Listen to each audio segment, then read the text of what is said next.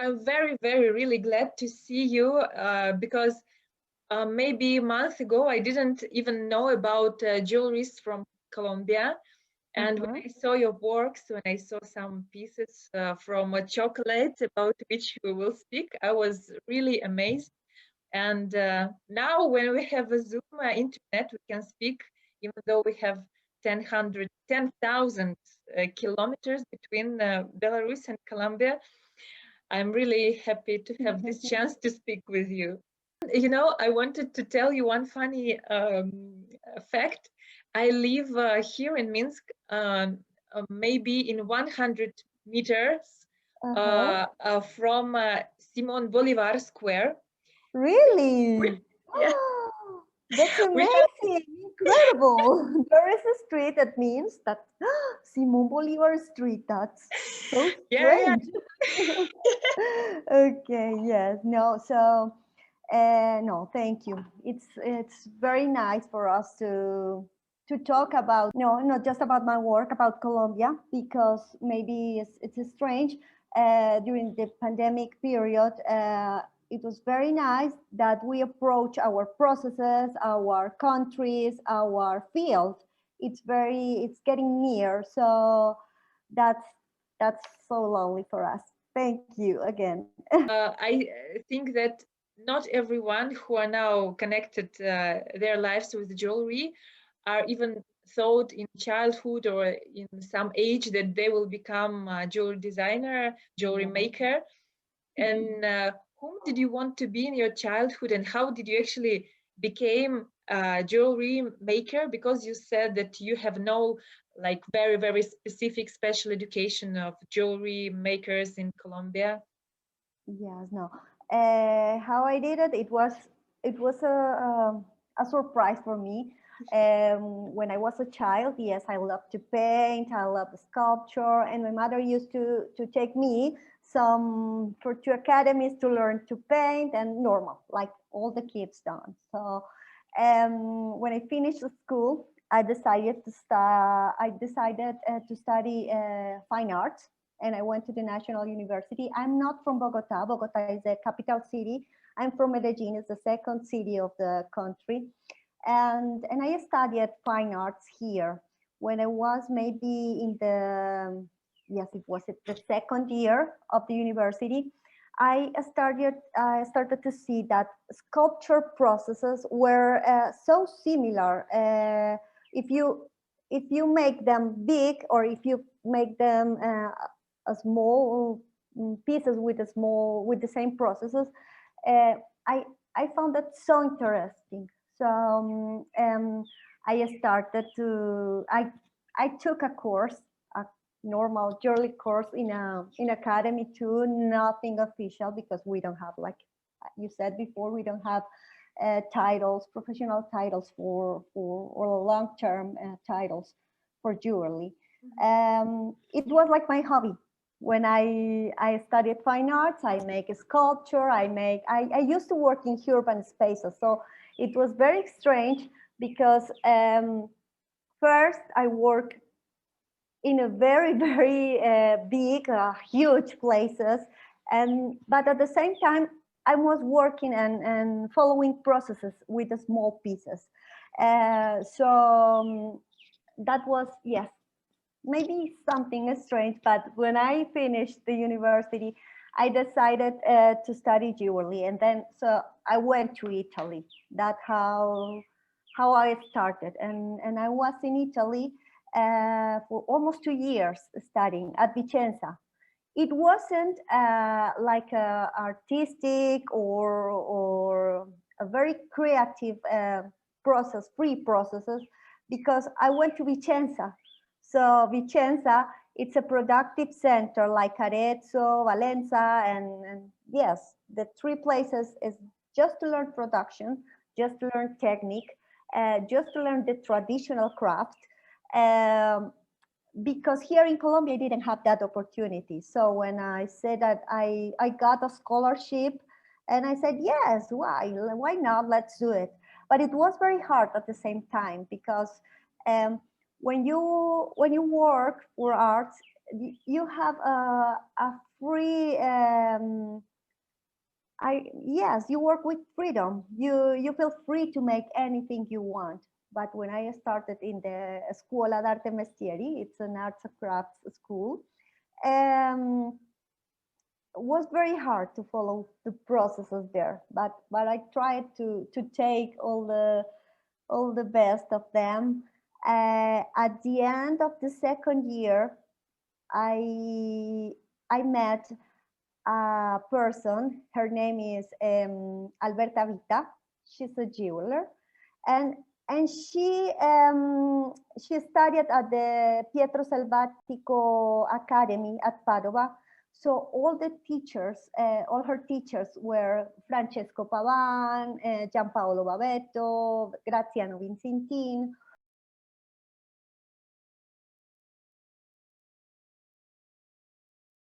So for me, I discovered with her the contemporary jewelry, the contemporary goldsmithing. So that's for me was the best part of the 2 years in Italy. Oh, obviously my friends from there, but but and Alberta taught me a lot. She was no, she until now I think she was so inspiring for me. I I remember that period with her with a lot of happiness. It was hard, but I learned a lot with her in Italy. And then I went to Spain. I went to Barcelona and I took a course, a master's degree in architecture, art, and ephemeral spaces. Because I always remember my period when I worked with art in urban spaces. So I loved that a lot. And when I came back to Colombia.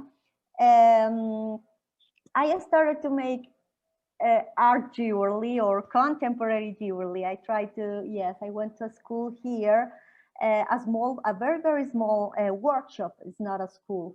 And I started to mix my experience in the urban spaces, the materials that I found there, with the contemporary jewelry. So with my jewelry, and it was an explosion and every start to get better, and my work starts to be exposed in other countries. I travel. My first international exhibition was in Romania, in outdoor, the contemporary jewelry there. So I traveled to Romania, and it was amazing for me. The people were so warm, incredible. I think this is normal. It's not Europe. I said, okay, I live in Italy. I travel to France, obviously, Germany. But I said, but the people here are so warm. It was incredible for me. It was hard, but I started to work and to make some research with the materials. With the process of art that was very important for me, because sometimes I said, okay, but I want that people can buy more,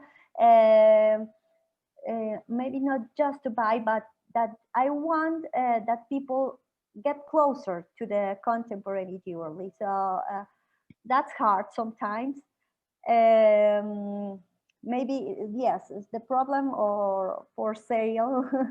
Contemporary jewelry, I think, is it's for everyone around the world. As I understood, you are very active in organizing some communities connected with jewelry. Tell us, please, a little bit more, because when I found this project, De La Mano and others, I was impressed by your activity. Yes, it's just to say that jewelry is my life. That's all I can say. And well, De La Mano was created in 2015, and we were three jewelers and one architect. Um, he was the architect, was working and in how do you say it in English? Curatoriales processes. So we started to say, yes, let's invite some persons that we have already met in our exhibitions in the world. And we said, yes, why not? And we invited, for example, Jorge Manilla from Mexico.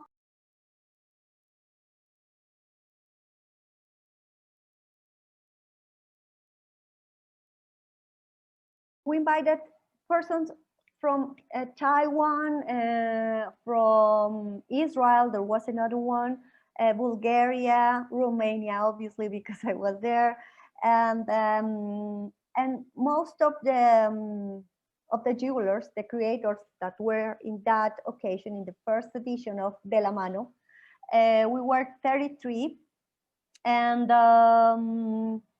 yes, most of them were from Colombia, working inside Colombia and outside, because we were trying to look for creators, Colombian creators, and to see what are they doing around the world. That's very important for us. So that's how De La Mano was born. But right now I'm the only of those four persons. I'm the only one that still works on it. Um, and it's hard. Like I said before, to get money from contemporary jewelry could be very, very, very hard. So that's how we started to explore other options of jewelry, and that's how chocolatlum, the chocolate pieces that we will see now, um, was born. It was born for the Parcours Bijou in Paris in 2017. Yeah, And I spoke with Galate Pestre just a few months ago, actually.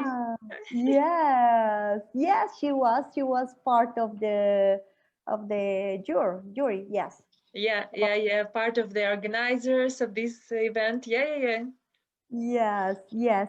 And then in Dumpaku, Dun Visualot, there are two Colombian girls too. So yes, in this moment, Ana Carolina Escobar, she's living in Dubai right now, and Andrea Piñeros, that she's still in Paris. So they come to Colombia and they visit the schools, and they said, they invited us to participate in the PACU.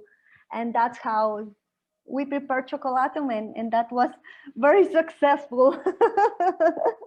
Yes, but okay, chocolatum is one of the projects. La Joyateca, it's like a library of jewelry. It's the name, what it means, the words. We invited that word, invented that word. Yeah. Yes, and yes, our Chocolatum, La Joyateca, and the other one is Caudal. It's with Colombian filigree. We work with communities in the west, no, yes, in the west of the country. Yes, and in the Pacific coast. Caudal is one of the projects.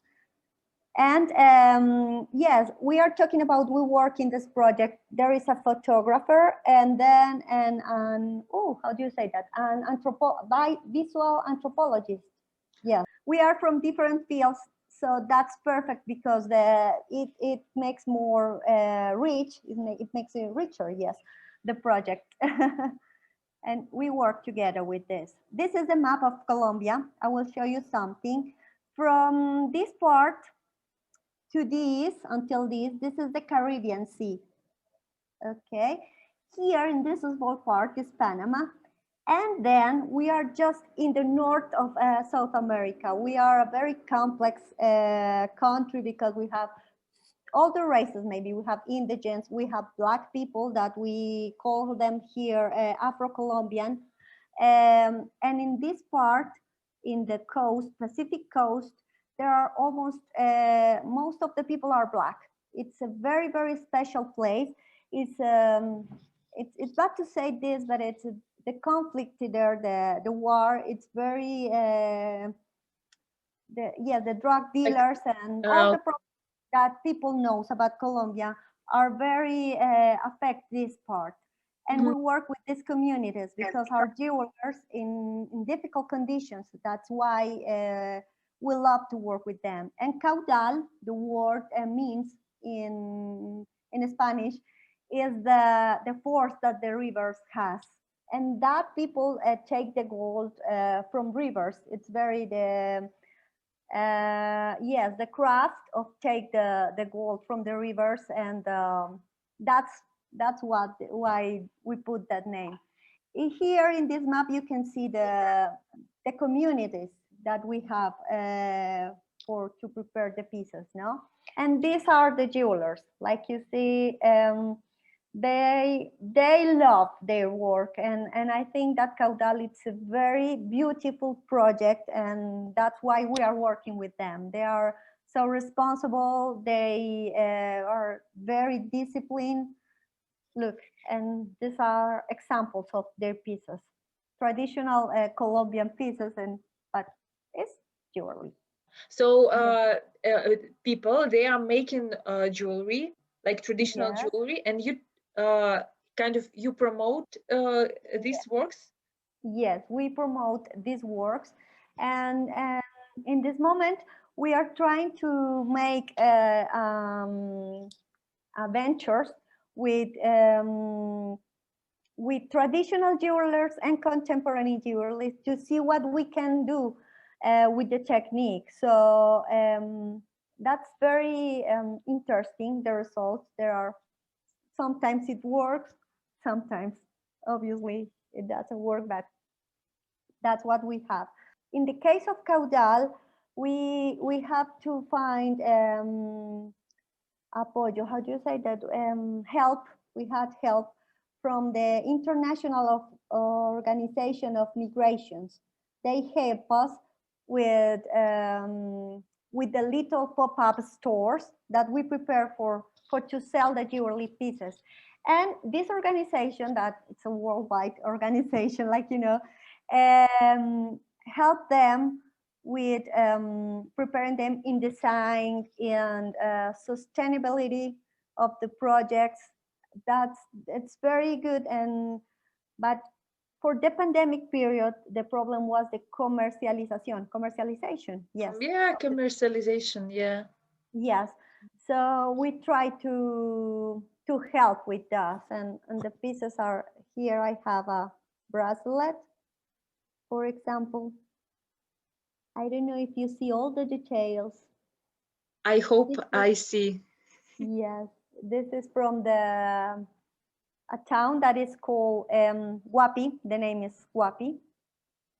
It's in the Pacific coast. It's a very, very special community. This is the other project that you know it. It's chocolatlum, are the chocolate pieces.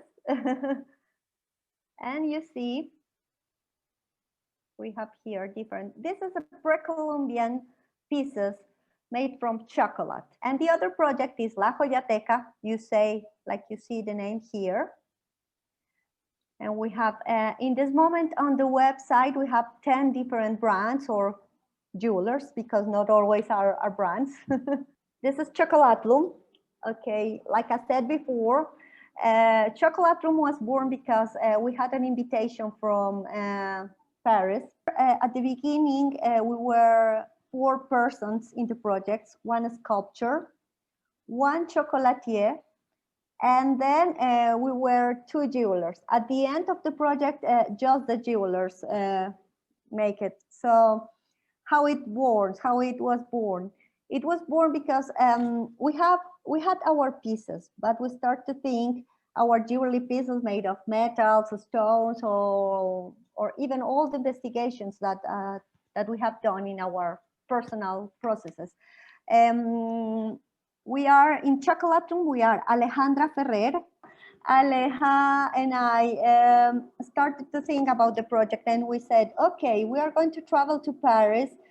Paris will be full of exhibitions, jewelry exhibitions, and we will have to stay just in one place to waiting for the people to see our pieces. Maybe we have to know more, like you, Elena. Okay, we want to know people. We want to know about processes, to to see the pieces, all the exhibitions, I would say, yes, let's make a street sale project. And he would say, yes, why not?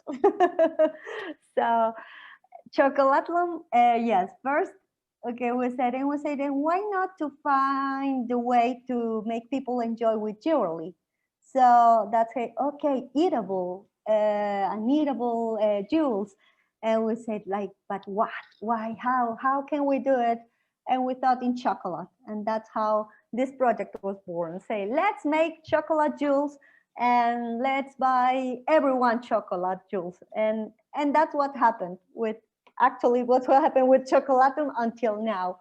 Even if we make different series, it is working very, I don't know, maybe it's a commercial, but it's an artistic project at the same time. I will show you, this trucks are actually rural buses, are here, are Colombian rural buses, are painted by hand.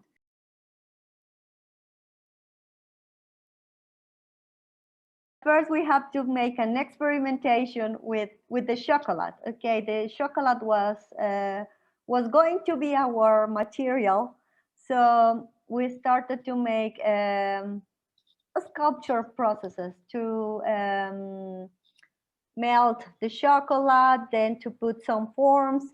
Then we have to learn about paintings and the paints and the way of painting the pieces of chocolate to make them look like real jewels. And you can see some half spheres, and we try to make the textures, and we put sugar pearls for to make them look better.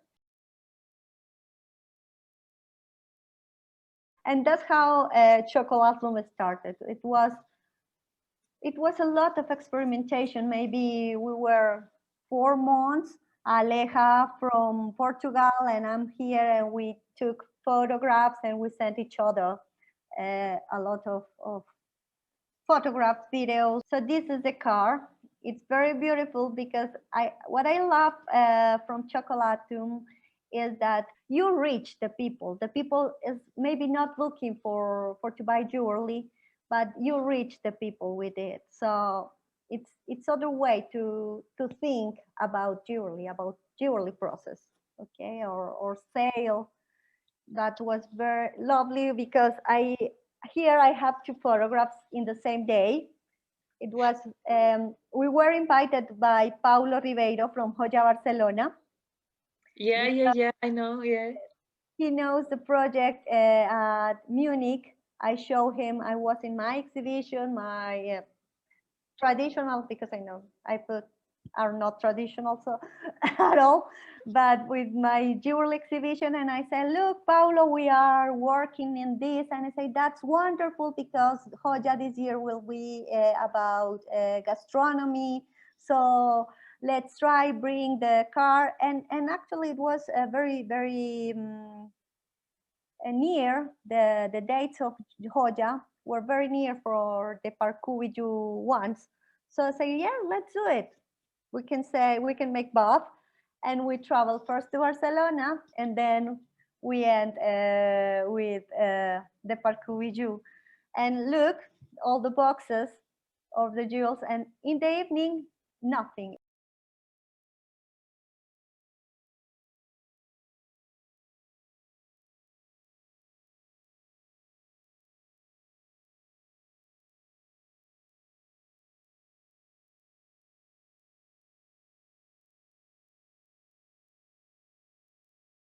We don't buy a good chocolate to make this. We were thinking just in price, and we were thinking in the travel, because we don't make the jewels and we travel that. We made jewels all the night. We have the chocolate, and all the nights we have to prepare the jewels for the next day.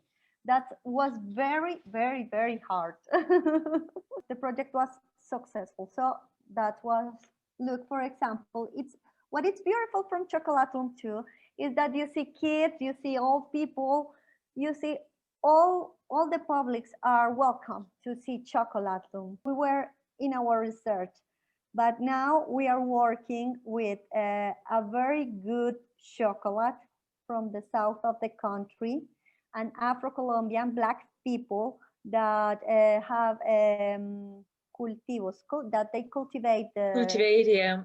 Yes. So right now we have an excellent chocolate on the pieces. In the pre-Columbian pieces are amazing. We have participated in workshops with kids. We have taught, yes, how to make the chocolate jewels, so the people can enjoy the jewelry until from the beginning until the end. So that's, look, that girl at the right side. Oh yes, she's so proud of. Yes, and it's the same girl in the middle. Okay. In the middle is the same girl, and look at the end to see.